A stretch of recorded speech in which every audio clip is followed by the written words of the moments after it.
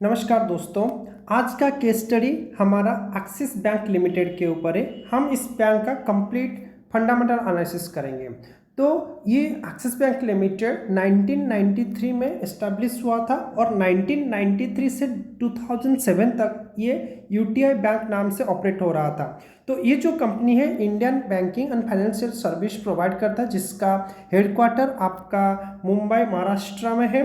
तो ये mostly small companies, large companies, SMEs and retail business को फाइनेंशियल सर्विस प्रोवाइड करता है।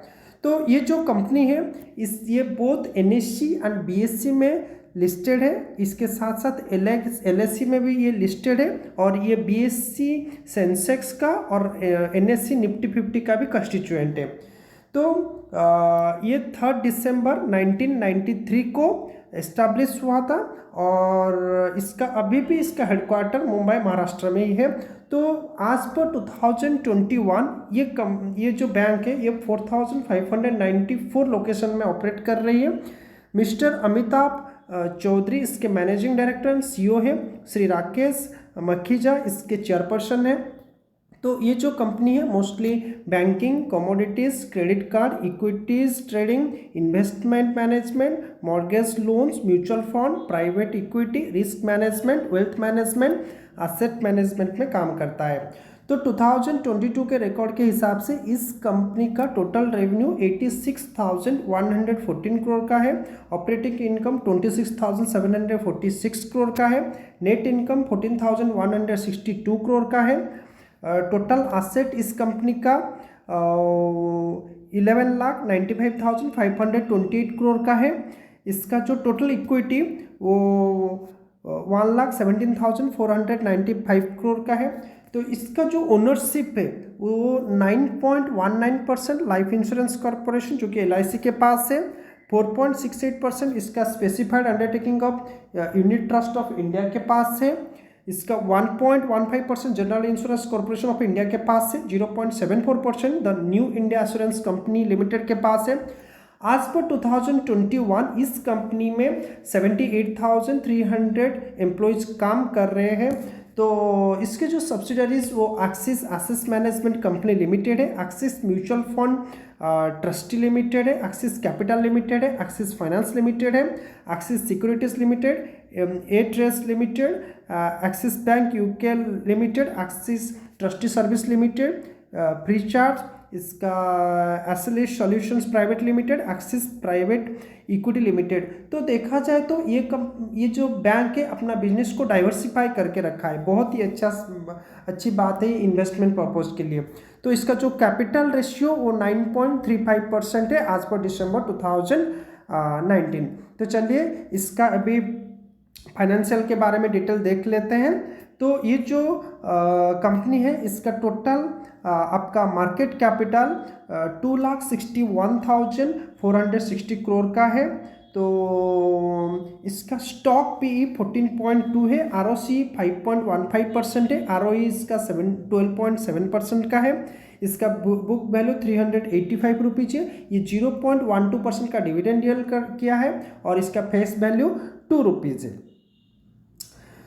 तो इसका प्रोस एंड कॉन्स के बारे में बात किया जाए तो प्रोस में इसका company has delivered good profit growth of 29% CAGR over last 5 year. पिछले 5 साल में 29% का CAGR दिया है, बहुत ही अच्छी बात है।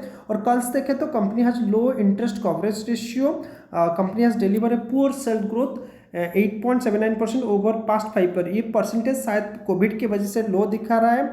और प्रोमोटर का होल्डिंग ये 9.69% डिक्रीज हुआ है। तो ये एक सोचने वाली बात है। And company has a low return on equity 8.19% over last 3 years. ये भी कोविड की वजह से लो दिखा रहा है। कंटिजेंट लायबिलिटी ऑफ 13,60,180 करोड़, ये थोड़ा सोचने वाली बात है। And company might be capitalising the interest cost and earning include and other income of 17,199 crore. And promoter holding has decreased over last 3 year, that is -6.91%। तो ये मतलब बड़ी कौन से इस शेयर का। तो चलिए ये जो कंपनी है इसका जो प्योर कंपैरिजन वो HDFC bank, ICICI bank, Kotak Mahindra bank, IndusInd bank and IDBI bank and yes bank के साथ है। तो हम इसका चलिए प्रॉफिट लॉस स्टेटमेंट एक बार एक नज़र डाल देते हैं। तो इसका चलिए प्रॉफिट नेट प्रॉफिट हम लोग देख लेते हैं एक बार, क्या कैसे कैसे नेट प्रॉफिट ये दिया है। तो आप यहाँ देख सकते हैं ये 2020 का नेट प्रॉफिट 1879 करोड़ का था। 2021 का नेट प्रॉफिट 7252 करोड़ का था एंड 2022 का नेट प्रॉफिट 14,207 करोड़ का है। तो आप देख सकते हैं लगातार इसका जो प्रॉफिट इंक्रीज हुआ है। आप ये जो देख रहे हैं 2019 से लेकर ये जो 2020 में आप देख रहे हैं, ये शायद कोविड की वजह से ये प्राइस थोड़ा डिक्रीज हुआ है, वरना ये बहुत ही अच्छा परफॉर्मेंस दिखाया आफ्टर कोविड के बाद इमीडिएटली रिकवर किया है।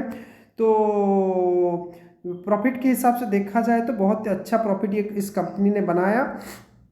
तो इसका जो स्टॉक प्राइस CAGR वो भी 13% में बहुत ही अच्छा रिटर्न प्रोवाइड करके दिया है।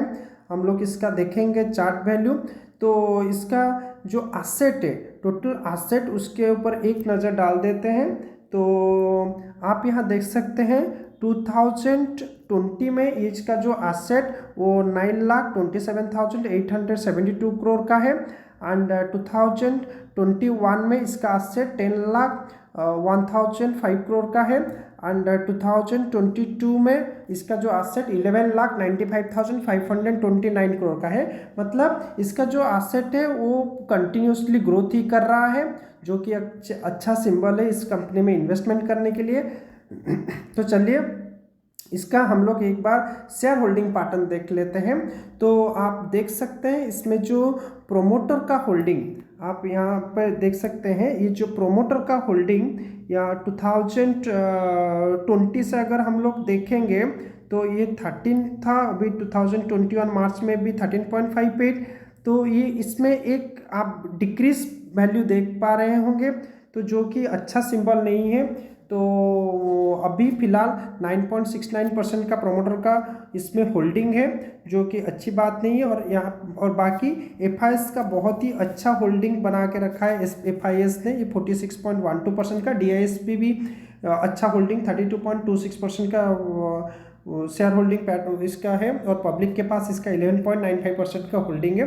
तो देखा जाए तो FIS एंड DIS एक इस बैंक में अच्छा होल्डिंग अपना पकड़ के रखा है, उतना ट्रस्ट है बोल के वो इतना होल्डिंग डाल के बैठा है। लेकिन यहाँ पे प्रोमोटर का होल्डिंग डिक्रीज है, ये थोड़ा सोचने वाली बात है। तो हम लोग अभी देखते हैं इसका चार्ट पैटर्न को एक बार हम लोग देख लेते हैं एक्सिस बैंक का। तो दोस्तों ये एक्सिस बैंक का चार्ट है, आप देख सकते हैं। ये आज के आप यहाँ पर देख सकते हैं, ये प्रीवियस 851.95 में ये क्लोज हुआ था आपका 11 नवंबर को। तो हम इसका 6 मंथ का रिटर्न देख लेते हैं। 33% का रिटर्न प्रोवाइड कर रहा है, 33% का, जो कि बहुत ही अच्छा रिटर्न है, कुछ बुरा इतना भी नहीं है। चलिए 1 ईयर का रिटर्न देख लेते हैं। 16% का रिटर्न दे रहा है, अच्छी बात है। आप मतलब 1 ईयर पहले इसका शेयर अराउंड 733 रुपीज़ था और अभी 851, मतलब अराउंड 100 रुपीज़ इंक्रीज हुआ है। पर शेयर 100 प्लस आपका इसमें इंक्रीज हुआ है 1 साल में। तो चलिए इसका 5 साल में देखा जाए तो लगभग 57 अराउंड 55% और 57% का इंक्रीज आप देख पा रहे हैं। चलिए 10 साल का इसमें रिटर्न देख लेते हैं एक बार।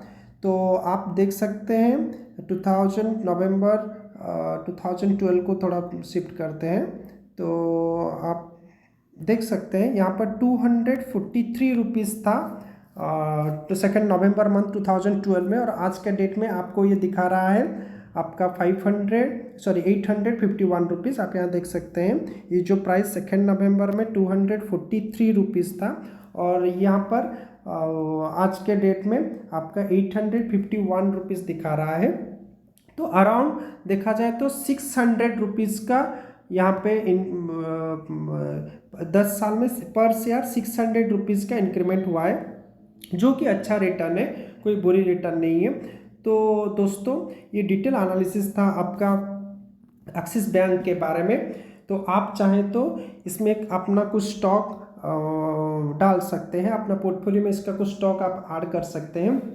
अगर आप स्टॉक मार्केट में नए हैं और इन्वेस्टमेंट करना चाहते हैं तो आपको डिमैट एंड ट्रेडिंग अकाउंट की डेफिनेटली ज़रूरत होगा। तो मैं लिंक डिस्क्रिप्शन में दे रहा हूँ, आप वहाँ से जाकर लिंक में क्लिक करके आप demat and trading account open कर लीजिए। और दोस्तों, हमारा इस वीडियो को लाइक शेयर एंड सब्सक्राइब कीजिए। मिलते हैं अगले वीडियो में। धन्यवाद।